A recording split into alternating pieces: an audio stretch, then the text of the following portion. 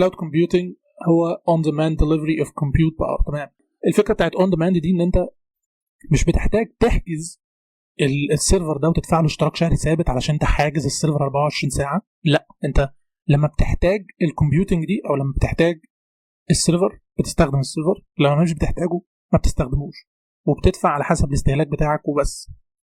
ولو عايز تزود سيرفرات تقدر تطلب سيرفرات اكتر وتلاقيها في ثواني هتلاقي السيرفرات بقت اكتر، اللي هو فكره السكيل هوريزونتال وفيرتيكال وات ايفر.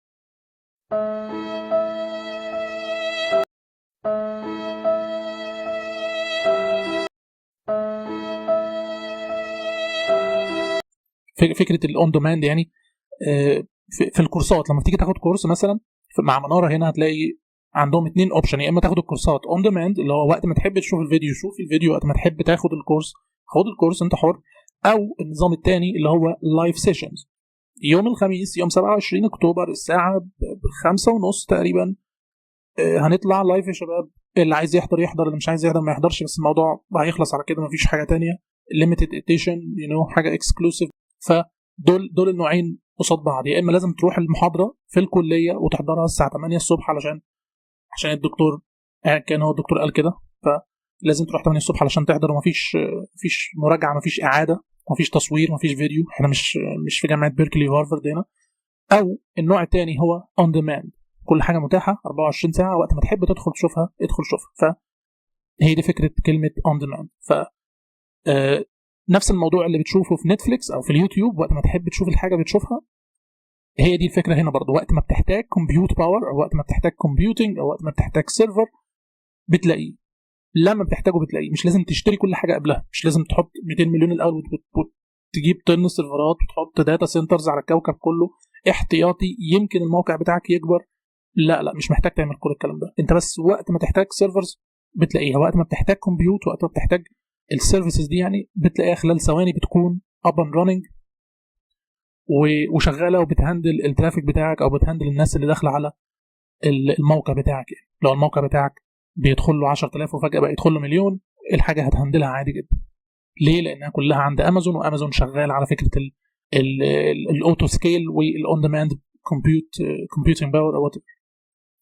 فبتحتاج سيرفرات، محتاج داتابيسز، الستورجز، محتاج الابلكيشنز. في اي دبليو اس دلوقتي عنده زي تمبلت كده او قالب جاهز في الحاجات دي مربطه في بعضها وجاهزه للاستخدام على طول، جاهزه للاطلاق. ده دور الشخص اللي هو احنا اكشلي الشخص اللي بيدرس اي دبليو اس وبعديها يدخل الامتحان وياخد الشهاده ويدخل يعمل ابلكيشنز، بيبقى هو مقدم الخدمه، يعتبر هو الوسيط ما بين الشركات اللي محتاجه الخدمات دي وما بين امازون.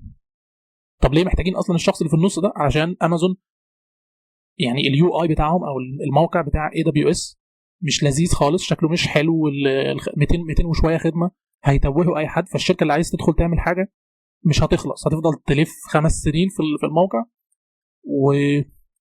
والموضوع هيبقى سخيف. يعني هيفضلوا كتير جدا بيتعلموا في الموقع وهينسوا اللي هم بيقدموه اصلا. احنا كنا شركه هدوم عايزين نبيع جواكت على النت، ايه اللي دخلنا في كل القصه دي؟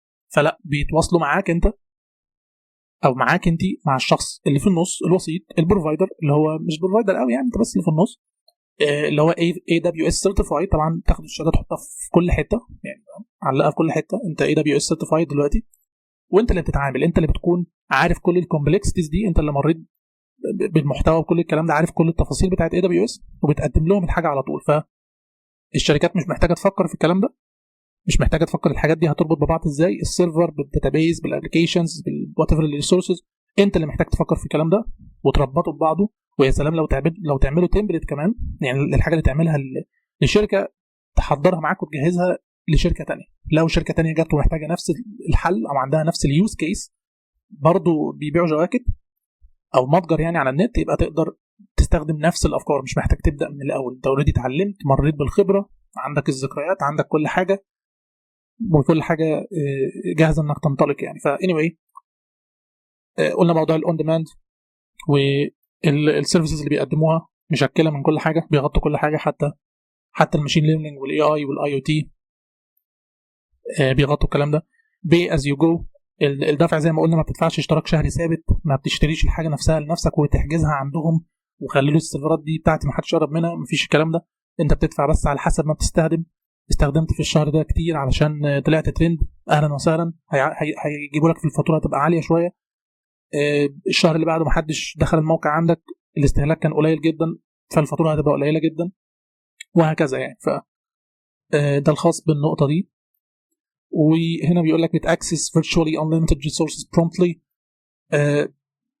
ده يعني استعراض يعني لحد ما، لو انت عايز 1000 سيرفر، عايز 100 EC2، عايز 30 داتابيز، ايا كان الارقام اللي انت محتاجها، ايا كان الموقع اللي انت يعني جاي البيزنس بتاعك وعايز تروح تعمل مايجريت، عايز تنقل وتهاجر الى الكلاود، عايز تطلع للسحابه، فما تفكرش ان انت الاستهلاك بتاعك اكبر من اللي هم يقدروا يهندلوه. يعني لا، يقدروا يهندلوه، هم بيهندلوا amazon.com، فغالبا اي حاجه تانية فيسبوك او غيرهم هيقدروا يهندلوها برضه. دي نفس الفكره، تقدر توصل او تقدر تستخدم سيرفرات تخزين قواعد بيانات ابلكيشن سيرفيسز، ايا كان الخدمات اللي انت محتاجها. غالبا انت مش هيبقى عندك فكره اصلا ايه اللي انت محتاجه، انت هتبقى رايح كده وايه، واللي هو السلام عليكم، عايزين سحابه يعني، فاهم؟ وهم بقى هيدبسوك في بتاع 20 30 سيرفيس مختلفه، وانت هتبقى جاهز ان انت تخدم على ال 200 مليون زائر اللي بيدخلوا لك يشتروا جواكت. حتى لو ما فيش 200 مليون زائر يدخلوا يشتروا جواكت، بس انت هتبقى جاهز يعني انه حاجه زي كده تحصل. يعني يمكن حد مشهور يعمل تويت عنك او ينزل بوست ايا كان، تبقى جاهز بقى لكل الارباح الضخمه دي.